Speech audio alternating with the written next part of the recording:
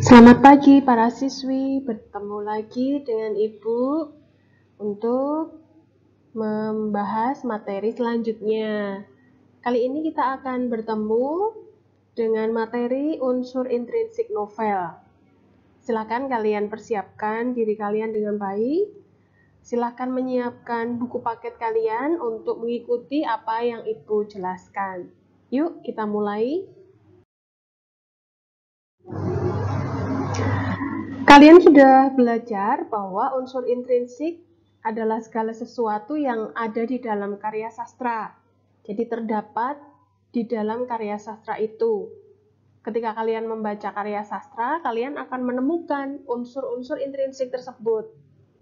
Nah, ada 8 unsur intrinsik yang sudah kalian ketahui ya. Yang pertama adalah tema, kedua tokoh, 3 penokohan, 4 alur, 5 latar, 6 sudut pandang, 7 amanat, dan 8 adalah gaya bahasa. Kita akan mengupas ke-8 unsur intrinsik ini satu persatu. Yang pertama adalah tema. Tema adalah pokok persoalan dalam cerita yang berkaitan dengan kehidupan. Kalau kalian bingung tentang penentuan tema, kalian bisa memilih salah satu dari 5 sila Pancasila itu. Ada ketuhanan, kemanusiaan, kemudian keadilan, kemudian kerakyatan, atau mungkin budaya gitu ya. Kemudian ada keadilan gitu. Nah, salah satu dari sila Pancasila itu bisa menjadi tema sebuah cerita. Di dalam teorinya, tema ini dibagi menjadi 2, yaitu tema utama atau tema mayor, yang kedua adalah tema turunan atau tema minor. Nah, tema utama ini adalah pokok cerita bermakna yang menjadi fondasi utama penceritaan. Tema utama ini biasanya hanya terdiri dari satu kata, seperti tadi ya, yang ada di sila Pancasila tadi, apakah itu ketuhanan atau kemanusiaan, kebudayaan mungkin gitu. Nah, tema turunan adalah tema yang berfungsi menjadi penguat fondasi utama. Maka tema turunan atau tema minor ini lebih spesifik. Jadi tidak hanya terdiri dari satu kata, tetapi ada beberapa kata untuk lebih fokus atau lebih khusus lagi. Ketika kalian mendengarkan cerita tentang Kancil Mencuri Timun misalnya, nah tema utamanya mungkin hanya satu kata, kecerdikan. Kemudian tema turunannya bisa lebih spesifik lagi, ya, mengatasi masalah dengan kecerdikan, misalnya seperti itu, ya. Jadi tema turunan lebih khusus lagi, lebih jelas lagi. Yang kedua adalah tokoh. Nah, tokoh ini adalah pelaku dalam cerita. Tetapi ingat bahwa tokoh ini tidak hanya bisa berupa manusia ya.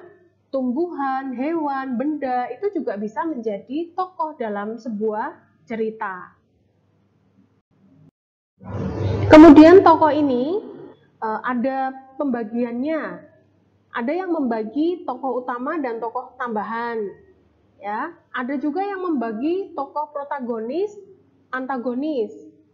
Gitu. Jadi ada beberapa macam pembagian tokoh. Di sini Ibu hanya menyajikan contoh 2 saja. Tokoh utama dan tokoh tambahan ini yang membedakan adalah kalau tokoh utama itu punya peranan penting, utama, sering disebut begitu ya. Kemudian tokoh tambahan ini yang mendampingi karakter utama. Tuh. Kemudian ada yang membedakan protagonis dan antagonis. Nah, protagonis ini jelas yang mengangkat tema. Antagonis itu yang memberi konflik biasanya. Jadi mereka saling bertentangan antara protagonis dan antagonis. Yang ketiga adalah penokohan. Nah, ini adalah watak. Penokohan adalah wataknya. Maka seringkali ada yang menggabungkan antara tokoh dan penokohan itu menjadi satu. Tokoh itu pelaku, penokohan itu wataknya. Ya, kita bicara tentang watak. Nah, dari mana kita bisa tahu watak seorang tokoh ini? Nah, cara penggambarannya ada 2 jenis sebenarnya. Caranya ada 2. secara analitik dan secara dramatik. Secara analitik ini adalah langsung dipaparkan oleh pengarang. Misalnya anak yang rajin dan baik, ya pengarang langsung saja menjelaskan anak itu sifatnya seperti itu di dalam teksnya. Rini adalah seorang anak yang rajin dalam belajar. Semua tugas-tugas ia selesaikan tepat waktu. Buku-bukunya juga sangat rapi catatannya, seperti itu. Jadi pengarang langsung menjelaskan. Nah, cara yang kedua adalah dramatik. Ini secara tidak langsung, ya. Kalau tidak langsung melalui apa? Nah, ada beberapa hal. Di sini Bu Arya beri 5 contoh. Secara tidak langsung melalui fisik tokoh, misalnya.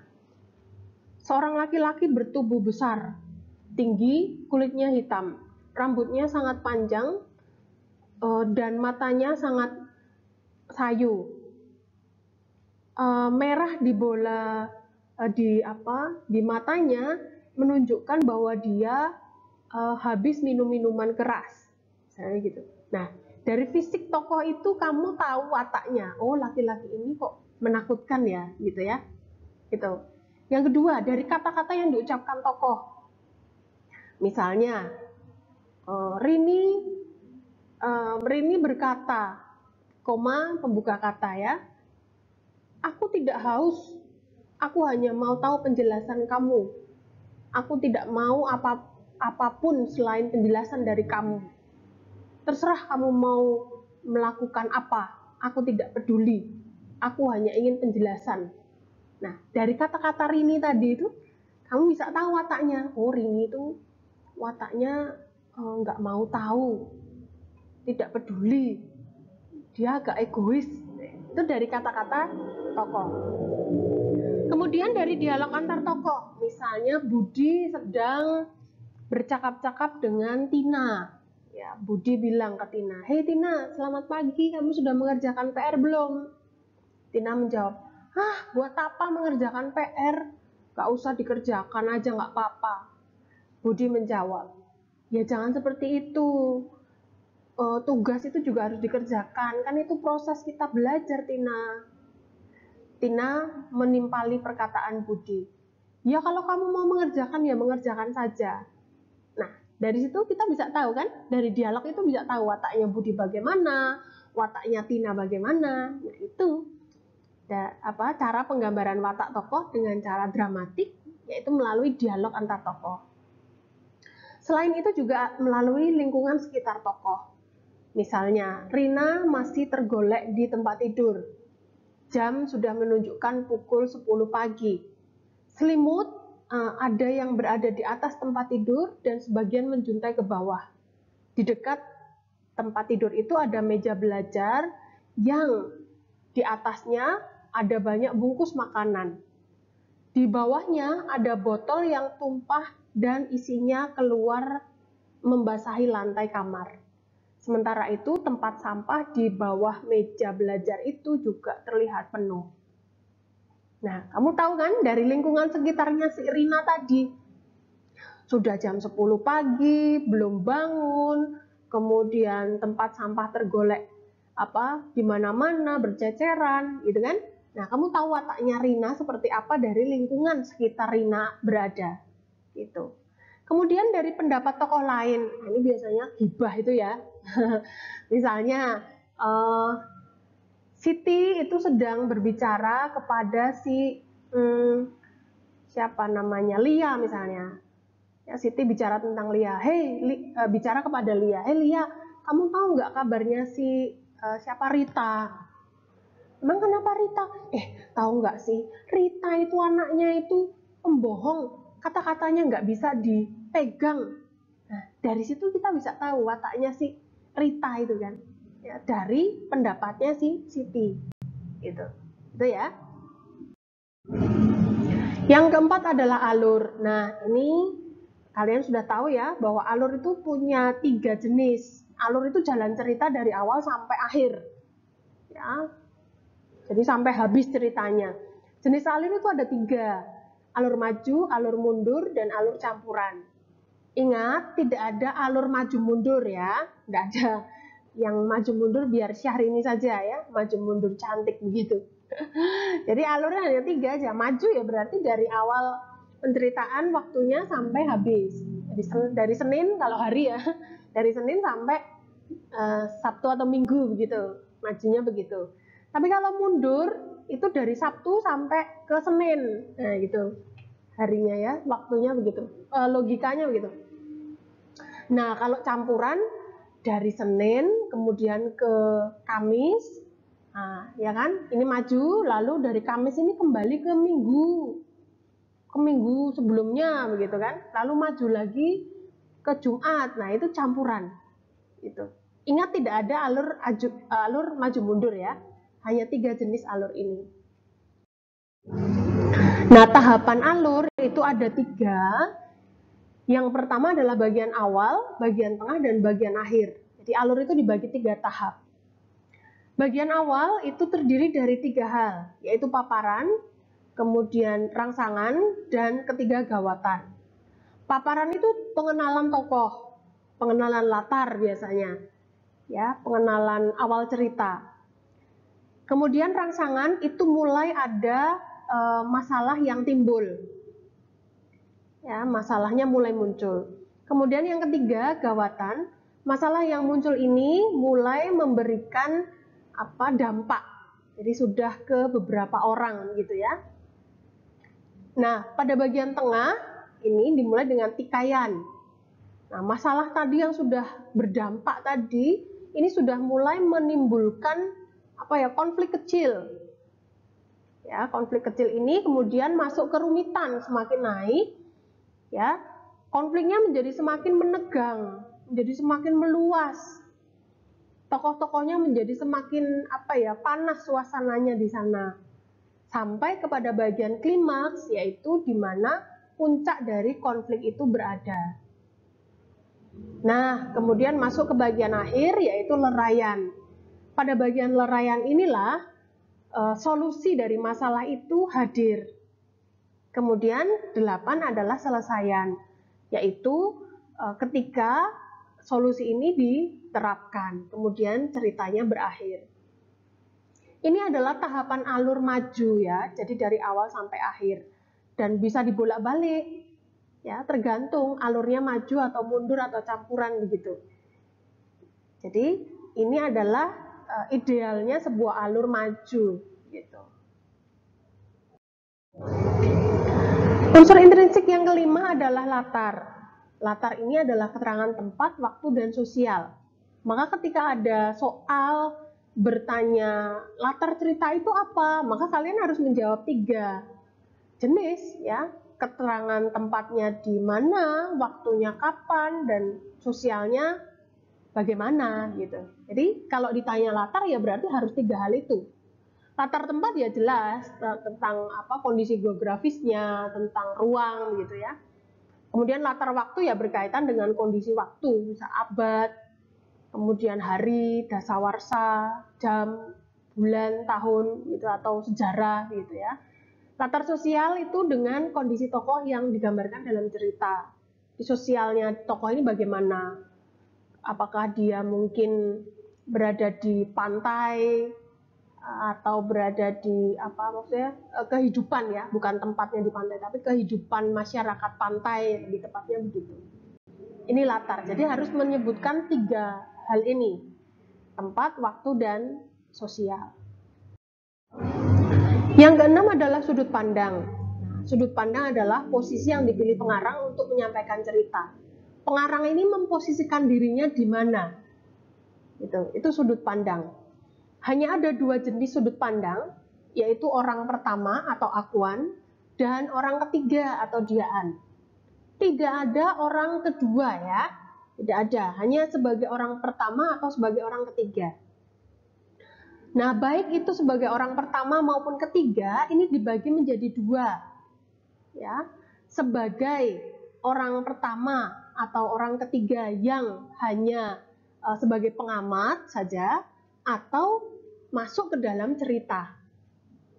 Nah, orang pertama pelaku utama atau disebut sebagai akuan sertaan ini berarti menggunakan kata ganti orang pertama, aku, saya, beta, gitu ya.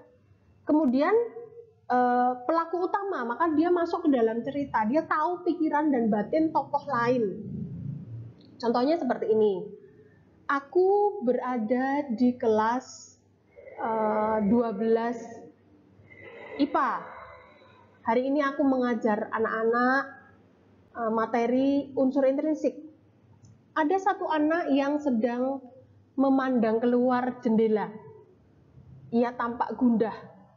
Ya, dia sangat gelisah. Dia tidak sabar menunggu jam tiba pulang. Hari ini dia akan dijemput kekasihnya. Mereka sudah berjanji akan bertemu pulang sekolah. Nah, kata gantinya adalah aku. Ya kan? Aku berada di kelas 12 MIPA, gitu kan? Aku. Kemudian tahu batin si tokoh lain, ya, gelisah. Kemudian dia akan dijemput kekasihnya, berjanji bertemu hari itu. Nah, itu orang pertama karena kata ganti aku, kemudian pelaku utama karena itu tadi tahu batin tokoh. Nah, kalau orang pertama pelaku sampingan, ya berarti sama menggunakan kata ganti aku, tetapi hanya sebagai pengamat. Coba dibandingkan. Aku masuk ke kelas 12 MIPA. Aku mengajarkan anak-anak hari itu unsur intrinsik novel. Ada satu anak yang memandang keluar kelas. Ya begitu gelisah. Apa yang aku jelaskan, anak itu tidak fokus. Sebentar-sebentar dia membuka catatannya, sebentar-sebentar menengok jendela, dan sebentar-sebentar menengok kepadaku dan memperhatikan apa yang kukatakan. Sudah, ya. Hanya sebagai pengamat, kata gantinya aku, maka orang pertama pelaku sampingan. Nah, sama dengan orang pertama tadi, orang ketiga atau diaan ini juga seperti itu. Orang ketiga pelaku utama itu juga tahu batin tokoh, tapi kata gantinya dia. Nama orang gitu ya. Kalau tadi aku ya Arya misalnya. Arya menuju ke kelas 12 MIPA 2. Arya menjelaskan kepada murid-muridnya mengenai unsur intrinsik novel. Arya melihat ada satu anak yang sedang memandang keluar jendela. Hati anak itu begitu gelisah. Ia tidak fokus pada pelajaran. Ia memang sedang menunggu jam pulang sekolah tiba. Hari ini dia akan dijemput kekasih hatinya. Mereka berjanji untuk bertemu di hari itu sepulang sekolah. Sama, tahu batin tokoh, kemudian masuk ke dalam pikiran tokoh lain kan? Tetapi kata gantinya menggunakan kata dia, mereka, Arya, nama orang. Nah, yang orang ketiga pelaku sampingan bagaimana? Nah, ini juga sama, hanya yang membedakan kata gantinya saja yang berbeda. Ya, dia, Arya. Arya berjalan menuju kelas 12 MIPA. Hari ini dia mengajar murid-muridnya materi unsur intrinsik novel. Ada satu anak memandang keluar jendela. Anak ini tidak fokus mengikuti pelajaran. Arya mencuri-curi pandang kepada anak itu. Dan betul saja, anak itu begitu gelisah. Ia